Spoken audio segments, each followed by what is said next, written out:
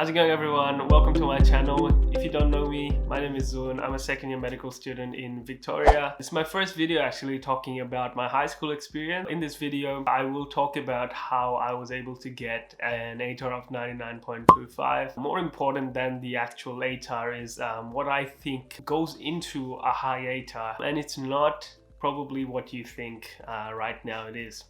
Just for context, so I did school in a really small town up in WA. It's a small town called Port Hedland. It's really far up north, and I moved there from Bangladesh when I was in year 9. So my final 3 to 3.5 years of high school went from going to this real proper private school in Bangladesh to a regional town, the only high school in town. So the vibes were pretty different. The point from this isn't that, I came from this low resource school and wow, look at me, I got a high ATAR. The point is really that I think what goes into a high ATAR is not really the resources, it's more about your mindset. Now, I understand that high school is pretty difficult, can get overwhelming. I've been there. It's not as trivial as I'm making it out to be, but I do think there is an interplay between your mindset going into these units that you're doing and the score that you actually end up getting. And I only know this, reflecting on it retrospectively. It's not like during high school I was thinking, okay, if I have a good mindset, I'll probably get a high ATAR, and it happened. It's more about me looking back and realizing that, okay, it wasn't really anything to do with my really intellect. It was probably just the way I was thinking about not only myself, but about my education. So today I wanted to talk about this tipping point that I experienced in my education. By the way, if you haven't read this book, there is a book called The Tipping Point. It's pretty good. I was listening to it on the way to a holiday with my family, and that's when I reflected back thinking, damn, this is actually me in about end of year 11 to start of year 12. The book has got nothing to do with education, but listen to it. It's got to do with business. Very nice. Anyway, in year 9, 10, and even 11, I was actually a pretty average student. I was getting, about the middle, the mean, the average class grade. I was studying, but, I wasn't really studying properly, or I wasn't really motivated. But, at the same time, I wasn't even that bothered the fact that I was getting average scores.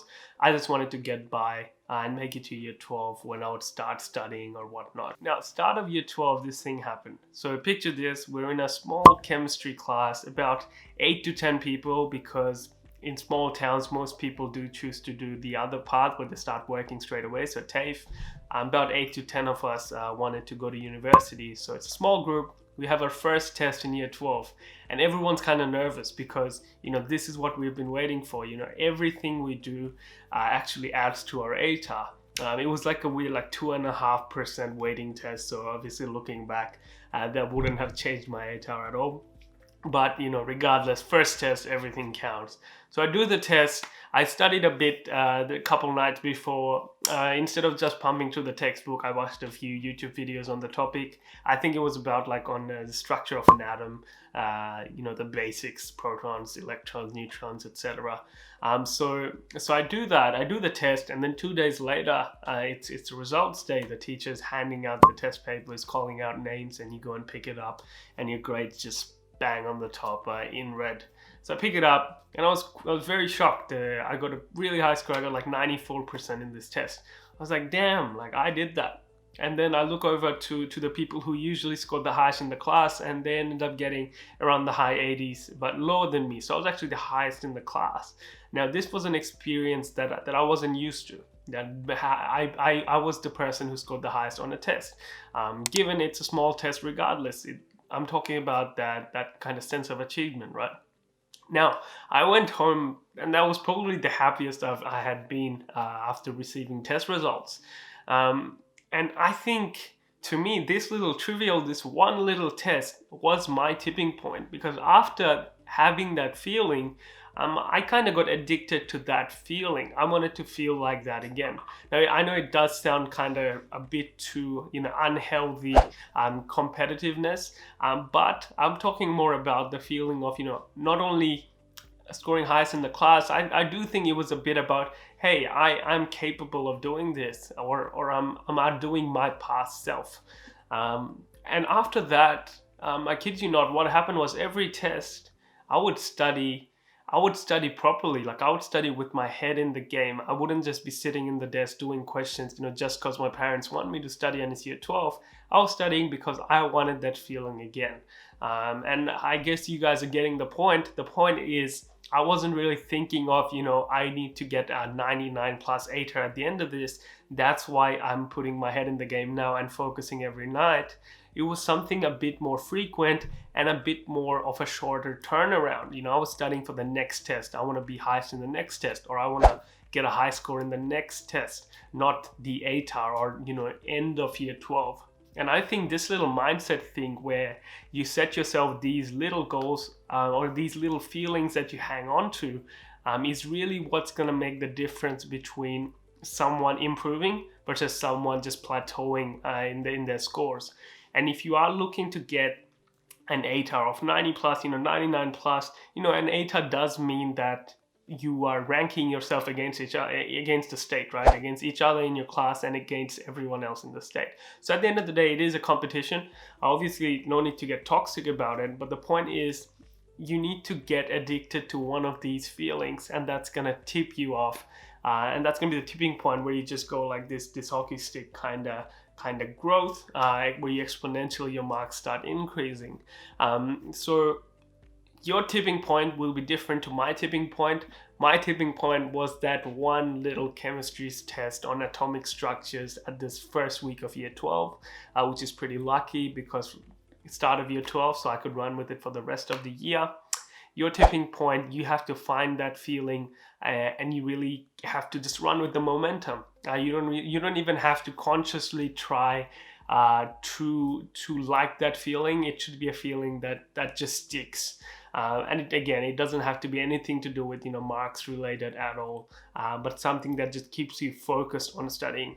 Obviously, I'm not attributing all the work that I've done throughout the year to that one test, to that one feeling. The point is that set me off, and from then on, I got more involved in my studies. I got really, really motivated and disciplined to come up with a list of things that I have to do to achieve that next milestone I've set for myself. So again, it's just an initiator, but it's probably the most important event that happened in my education. And honestly, I feel like that's still the momentum that I'm carrying myself through with now. Year 12, doing an undergrad in biomed and now med school. I feel like because I had that one setting point that set me off, and now I know that I'm capable of doing it.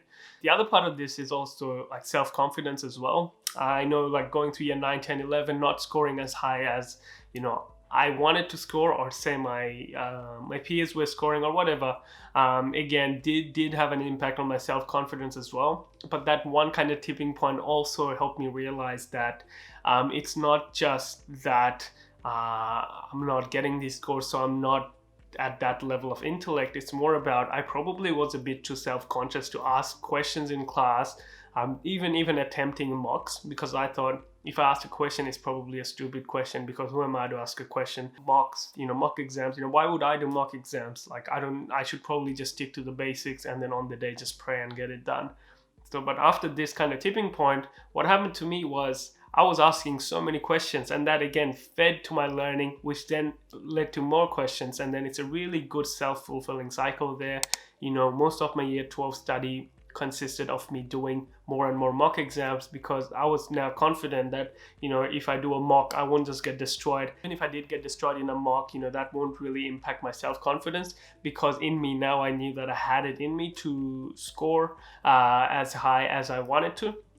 So it's a bit more than just scoring high and then scoring high again. It's a lot about your mindset of yourself, and also year 12. Hopefully how you guys are taking this experience is not in kind of a weird way, but you really understand the point of finding your own tipping point in your education. Doesn't matter if you're in year 12 now, year 9, or if you're in university even. Find your tipping point, find that one thing that you really stick to, that one feeling, and then just like set yourself like goals to get to that feeling again, instead of setting yourself some really big long-term goal. Well, I hope you guys found this video useful. It was pretty interesting to reflect on my education retrospectively. It's kind of meta, but I think all of us should reflect from time to time. If you like this kind of content and you would like more content about ATAR / high school / study tips in general, leave a like, subscribe to the channel, leave a comment, follow me on Instagram for more updates about med school. Otherwise, stay safe. Thanks for dropping by on the channel, and I'll see you guys in the next video.